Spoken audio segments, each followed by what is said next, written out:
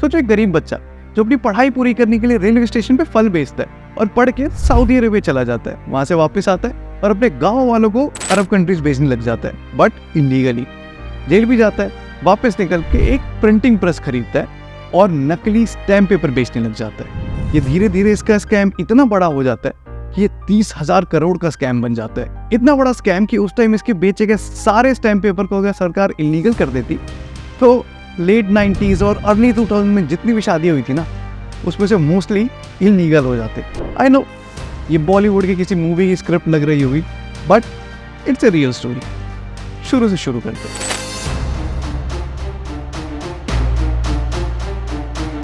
अब्दुल करीम तेलगी, इसका जन्म 29 जुलाई 1961 में कर्नाटका में एक गरीब फैमिली में हुआ था। इसके पिताजी रेलवे में 4th ग्रेड एम्प्लॉय थे और जब ये छोटा ही था तभी चल बसे। अब क्योंकि ये घर में सबसे बड़ा था और इसे अपनी पढ़ाई भी पूरी करनी थी, इसने रेलवे स्टेशन पे जाके फ्रूट्स बेचना चालू किए। अब क्योंकि इसके पिताजी रेलवे में एम्प्लॉय थे, इसे पता था कि कौन कौन सी सही जगह है जहाँ पे जाके फ्रूट्स बेचे, जहाँ से बिजनेस अच्छा है। यही फ्रूट बेच बेच के इसने अपना घर भी चलाया, अपनी पढ़ाई भी पूरी की। पढ़ाई पूरी करने के बाद ये सऊदी अरब गया और वहां से आके ट्रैवल एजेंट बन के अपने गाँव वालों को अरब कंट्रीज भेजने लगा और इसी वजह से ये अपने गाँव में करीम लाला के नाम से भी फेमस था। अब ये लोगों को अरब कंट्रीज भेजता तो था, लेकिन इलीगली। अब क्योंकि देखो गांव वाले लोग हैं, इतने पढ़े लिखे थे नहीं, उन्हें इतना कुछ पता नहीं था कि कौन से डॉक्यूमेंट्स होते हैं, कैसे बनाते हैं। इसी का फायदा उठा के वो fake documents, even fake passport बनवा के लोगों को अरब कंट्रीज भेजने लगा, मोस्टली लेबर वर्क के लिए। 1993 में पकड़ा भी गया immigration act pertaining to cheating and forgery के चार्जेस में, और जेल भी गया। अब देखो जेल जाता है कोई तो हमें क्या लगता है कि वो आदमी सुधर के वापस निकलेगा, एक अच्छा इंसान बन के वापस निकलेगा, but we all know the truth. जेल गया, उसे एक बंदा मिला रतन सोनी नाम का, वेस्ट बंगाल से था, और वो इसलिए जेल में था क्योंकि वो उस टाइम शेयर मार्केट के सर्टिफिकेट फेक बना के बेचता था। अब वो करता ही ऐसे था कि उस टाइम ना एक चीज़ होती थी गम वॉशिंग। वो क्या करते थे कि जो भी डॉक्यूमेंट्स होते थे लीगल डॉक्यूमेंट्स, उसकी सील को साफ करके और उसके डेट्स को मिटा के आगे पीछे करके बेच देता था। अब इससे तेलगी को आइडिया है कि यार ऐसा कुछ कर सकते। रतन सोनी ने भी उसको एडवाइस दी कि भाई देख, अभी जो गवर्नमेंट का सबसे अनअटेंडेड, सबसे नेग्लेक्टेड डिपार्टमेंट है ना, वो है डिपार्टमेंट ऑफ रेवेन्यू। ये डिपार्टमेंट ऑफ रेवेन्यू वही है जो स्टैम्प पेपर की सारी चीज़ें, वो कहाँ जा रही है, कैसे जा रही है, कितने रुपए में जा रही है, ये सब मैनेज करती है। अब इससे पहले कि हम अपनी कहानी में आगे बढ़े, मैं आपको बता देता हूँ कि स्टैम्प पेपर होता क्या है, इसकी इंपॉर्टेंस क्या है और ये कहाँ कहाँ यूज़ होता है।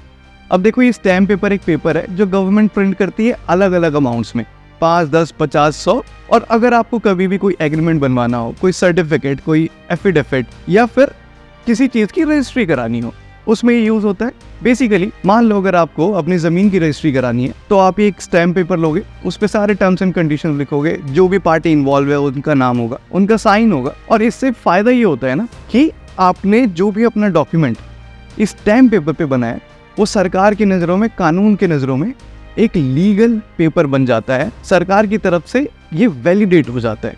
अब इससे फ़ायदा ये होता है कि मान लो कभी भी कोई पार्टी गड़बड़ करती है या फिर वो टर्म्स एंड कंडीशंस फॉलो नहीं करती, तो आप वही स्टैम्प पेपर पे बना हुआ डॉक्यूमेंट लेके, वो रजिस्ट्री लेके आप कोर्ट में जा सकते हो और उसके अगेंस्ट एक्शन ले सकते हो। सो बेसिकली आपको एक लॉ की तरफ से प्रोटेक्शन मिल जाती है, एक सरकार की तरफ से वैलिडेशन मिल जाती है कि हाँ भाई ये जो पेपर है ये वैलिड है, लीगल है, कभी भी कोई गड़बड़ होती है तो हम इसका यूज कर सकते हैं। वापिस आते हैं अपनी कहानी पे। इसने शुरू वहीं से किया कि पुराने स्टैम्प पेपर लेके उसकी गम वॉशिंग करके डेट आगे पीछे चेंज करके उसको बेचना चालू कर दिया। लेकिन किसी को शक ना हो, इसके चक्कर में उसने 2.5 करोड़ के असली स्टैम्प पेपर खरीदे और उसको अपने नकली स्टैम्प पेपर के साथ मिला के बेचना शुरू कर दिया, और इसने वो 2.5 करोड़ लगा के 10 करोड़ कमाए। अब देखो ये 2.5 के 10 तो बन गए, लेकिन तेलगी को चाहिए था कि कुछ इससे भी बड़ा हो, कुछ ग्रैंड करे। तो उसने क्या किया, धीरे धीरे अपने कनेक्शन बड़े बड़े पॉलिटिशियन, इन्फ्लुएंशियल पीपल या फिर कुछ ऐसे लोग जो बड़े बड़े ऑर्गेनाइजेशन में एक मेन पोजीशन पे थे जहाँ पे वो डिसीजन ले सके, उनसे इसने कनेक्शन बनाना शुरू किया। अब कनेक्शन कैसे बनाना शुरू किया आपको पता ही है। अब इससे फ़ायदा ये हुआ ना कि 1994 में नासिक में इंडियन सिक्योरिटी प्रेस है, वो ऑप्शन कर रहा था अपने पुराने मशीनों की, और उसने उस प्रेस के एम्प्लॉयज से कनेक्शन बनाना शुरू किया और वो ऑप्शन रिग करके अपने नाम कर लिया, और उसने खरीदा प्रिंटिंग प्रेस जिससे स्टैम्प पेपर प्रिंट होते थे। और इसके बाद इसने हायर किए 350 लोग जो MBA ग्रेजुएट थे और उनको सिर्फ एक काम दिया कि भाई जितने ज्यादा स्टैम्प पेपर बेच सकते हो बेचो, क्योंकि जितने बेचोगे उतना ज्यादा कमीशन मिलेगा। इन्होंने बेचना शुरू किया और बेचते बेचते ये LIC, BSE जैसे ऑर्गेनाइजेशन को भी स्टैम्प पेपर बेचने लगे। अब वो इसलिए क्योंकि उस टाइम इंडियन गवर्नमेंट 100 रुपए का स्टैम्प पेपर 97.5 रुपीज में देती थी और तेलगी 95 रुपीज में देने लगा। अब देखो वैसे तो ये 2.5 रुपए का फर्क है, लेकिन अगर आप इसको ग्रैंड स्कीम में देखो, किसी को अगर करोड़ों में स्टैम्प पेपर चाहिए तो उसका कितना फायदा हुआ। और ना ये सिर्फ 2.5 रुपए का फर्क नहीं था जिससे बड़ी बड़ी कंपनीज, ऑर्गेनाइजेशंस, बड़े बड़े लोग इससे स्टैम्प पेपर खरीदने लगे। क्योंकि देखो उस टाइम ना इंडियन गवर्नमेंट अगर 97.5 रुपीज में देती थी और ये गवर्नमेंट ऑर्गेनाइजेशन है, प्राइवेट ऑर्गेनाइजेशन नहीं है। इसके रेट हर जगह वेरी करेंगे कि भाई किसी को 97.5 में दे रही है,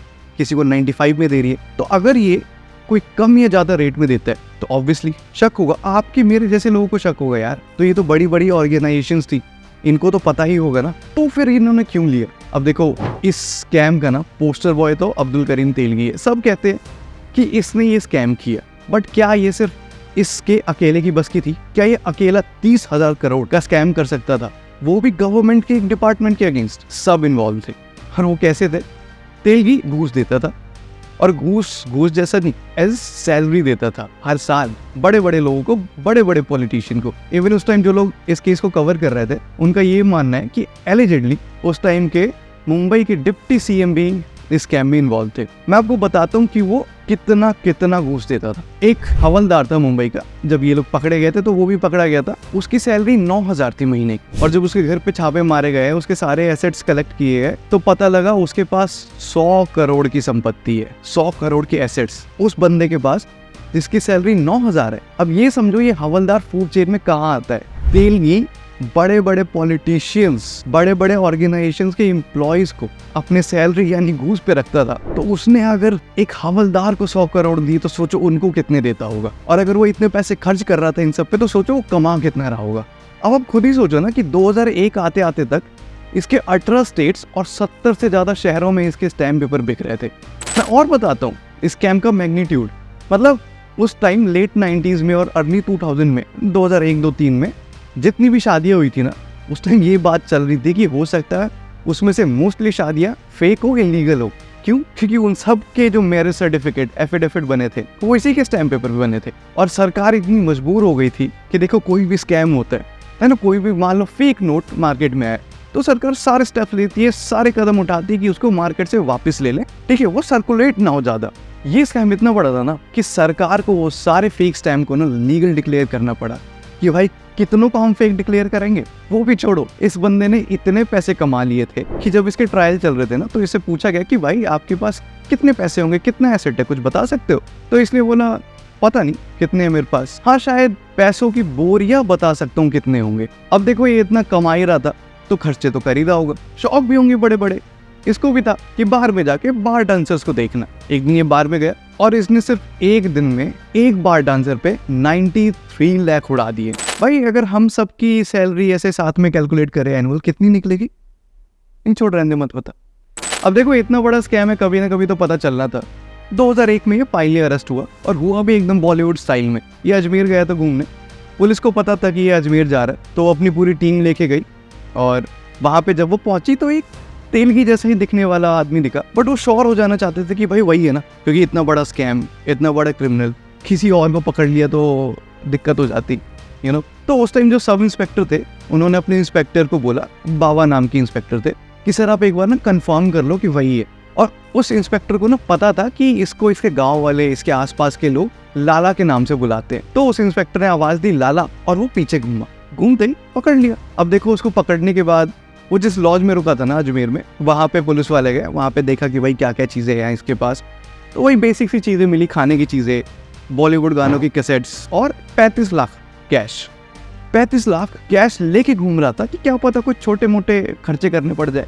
अच्छा, इसके बाद 2003 में ना ये जब मुंबई पुलिस के कस्टडी में था तो SIT की टीम गई एक बार देखने की भाई देख ले क्या चल रहा है, ये ढंग से नजर रख भी रहे हैं कि नहीं। तो जब ये पहुंचे ना फ्लैट पे तो उन्होंने देखा वो जो 3 पुलिस वाले जिनके ऊपर जिम्मेदारी थी कि भाई इस पे नजर रखे, वो सो रहे थे बढ़िया, और ये बढ़िया खाना खा के फोन पे बात कर रहा था, अपनी डीले कर रहा था। ये तभी भी स्कैम इसका चालू था।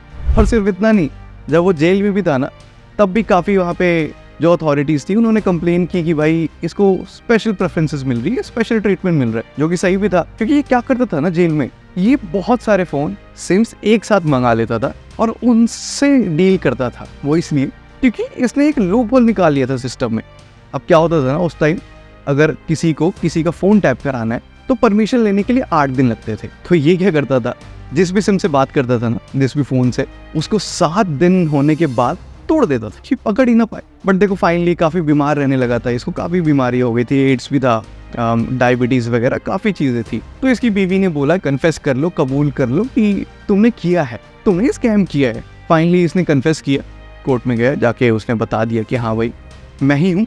और ना एक बड़ी इंटरेस्टिंग चीज़ हुई थी जब इसके ट्रायल चल रहे थे कोर्ट में। इसने जज से बोला कि मैडम देखो मैंने तो कन्फेस कर लिया ना, और क्या है ना कि मैं अपने घर में ना अकेला कमाने वाला हूँ, तो मेरे को सज़ा कम देना। अब देखो क्राइम इतना बड़ा था तो सज़ा भी अकॉर्डिंगली मिली, 30 साल की जेल और 202 करोड़ का फाइन लगा। अब देखो ये जेल गया और 10 साल बाद 2017 में इसकी डेथ भी हो गई मल्टीपल ऑर्गन फेलियर की वजह से। जब भी कोई स्कैम होता है, जब भी ऐसी कोई चीज़ होती है तो सरकार सारे स्टेप्स लेती है, वो मेक श्योर करती है कि ये दोबारा ना हो, है ना। रूल्स भी वो चेंज कर देती है, कभी कभार लॉज बदल देती है इन सब चीज़ों को टैकल करने के लिए।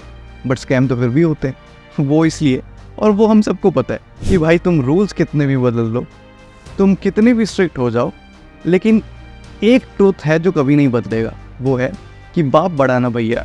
The whole thing is that कि भैया सबसे बड़ा रुपैया।